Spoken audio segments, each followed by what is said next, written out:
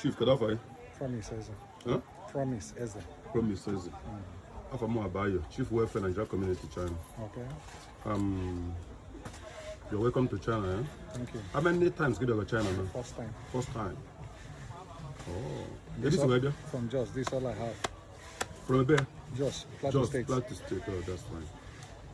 And they landed yesterday. Like yesterday, can land them. That was at a hotel. But then at that hotel, I'm manding them themselves around there. Then this morning, God helping me. I'm being here, eventually, Iwu. I said, Iwu never come master him now. Eruzem na train, by train. Got halfway, or 1 minute. Soon go this morning to here, the mother man to Yaka. Come to Ziaka, one is Chitara, I'm waiting here from a bench, you need to bed. So, one the train, sing a big of man, I said, okay. So the train was then one park there. Brought by Matu, I tell my train over the here. Gawana garage in hotel. Road Joa has no way. Only born on the room, now Basson Samba. You're in now, but some police, I hate to be out home.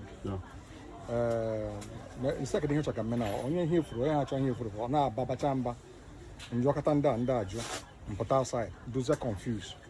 We meet a young man or some down and kill. Nanko Gayo. No, you want to clear a Macao, Ayo. Not so say, no, this matter. I tried the other place. I gonna shop within the show. I talk about here. I was there on a phone. And got police the first time. Police say out of one. I said now. And got police the second time. I said job with the translator. And the translator, yeah, the man see me actually anything. Also one China again here. Made a better say okay, use one here. Or some now when here made that not my mistake or. Okay. Then I'm just over here. With the help of God, this evening, IJ police. I go to China, I'm here, so I'm not CJ, 1 or 2 things. I'm not going to go to Yaman and so on as we go. It is another camera and the rest of them. On the process of the camera, Kachineke Rujo Ruchineke, Ego Baha, because someone I hear, and here we're going to be here, all and all. And Mereno and an air kanji here. Now I'm going to China here. Oh, yeah, I want to go. Here I'm since 7 o'clock in the morning. All right, is enough. And here all time, get now. Yeah, another 7 in the evening. Since morning, I'm going to be in my mouth. It's okay. Wow, that's to them this thing. All right. Yeah, our advice to all of us who are Nigerians, being China here now, na here. Listen, I abro police. I have been advising people in Oboda, your passport first, then Egija Biakwa, Kedia Nuku. Here na here every blessed day, but my passport if you go, ofu na taxi, ofu ni ha. Ama mona ga ndi ba mbazo Oboda. Abia dey careless. But meanwhile, man blame Morga can happen to anybody, but I'm be blame in one way or the other. All right? Here meju blame me abo. Kedu koso ebozalo ejilimalo nyanwa iji na aka bia we giji we bia China wuzuni shibedi kije dosie instead get yegoda nuku amoy e yotago mana person na man blame ya we no first time e bia China so na nka ba kwado kempa dele all Nigerians in China biko onye owu na bia China your passport first dosie ofuma go la akpanwe zip na akpanwe zip adana be body ime guy iti ife gini mi ikpochie ya kpochie nka abo egege enu ejini tie play nke atọ ebe na agbanwe ego ọ bụ na egbanwecha ego amakiali gị ya ọ bụ na egbanwecha ego fa ya asịkwa gị gụọ onye ọnụ egocha anya ọnụ asịkwa gị nyechikwafu ya inyechifa ka amaka ya ha ya ha bịa ego anwa ebe anwa so now I don't want you to fall victim of all these things. All right, ego ọga eweta gị ka mfe ego na ego ọga here a recover gị maka ndị kekwuru bụ neneri ya nyonyo.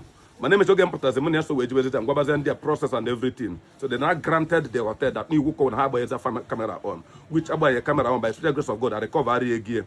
Nihan Arab, we had them no, but our Moya boy state only is that to be precise. Family Muda Obiamo, Omere Godden, Laposifa de Lomon, Nabas in Kedeleg. In Kedelomo Akalinkegi, my problem is bigger than yours, so I should take care of my problem first before yours. All right? Keje recovery and I'll run the weapon 1 naira Nimian, or what a dine and a weapon Nimian, or from Mobia. Cost to SSC were $100. Different neighbor were there which I got with now. And Cademans were no home and abroad the year. So also I get them not my brother or more go get you go get before. osogide m njekwa ebe nje gote ọga m ọka osokwa m ruo adịe anyị pụtakwa osokwa m then I don't have choice ịghọtago because ọ bụ hope ya adịghị ebe nọ then I have to follow him to the police station ọ dịrị izi biko nke echi ya zee ka ife ya na asa n'anya mepee anya bụrụ ka idosa anya otu a you must be very vigilant, you must be very very careful na sị na kamera dị onwe ebe kamera na adị n'obodo a kọmalụ na mma ka m mpụta ego ka they here. We'll go back to police station, okay? I get J there to tell them now I have to go the money. Do you understand?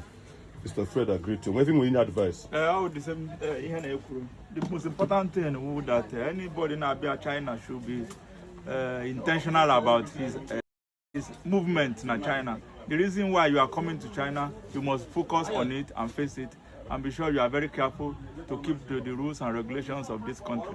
You don't have to be careless. Here, they very, very conscious. Do your business and go back safely. God will bless you in Jesus' name. Oh, more. Make a brief. Because on your life should be careful. So far, you don't enter China. You must be careful. That's what I want to say. Thank you. Massage neighbor, I forgot cause Adam. Where you are going? I know my birthday yesterday. My brother's son got my bag these things about you yesterday. And it was quite unfortunate. Maybe as a new witness here, without even knowing that I thought that it was just a normal story he was telling me. So I'm overwhelmed. Thank you, sir. You're my brother, and I'm so proud of you. And I pray that God Almighty will continue to strengthen you. Thank you, sir. I was talking about the over that. My customer, my enemy, and actually, and I continue with this your good work. You will never regret it. I'm from here, but state as well. But only with your so I'm here.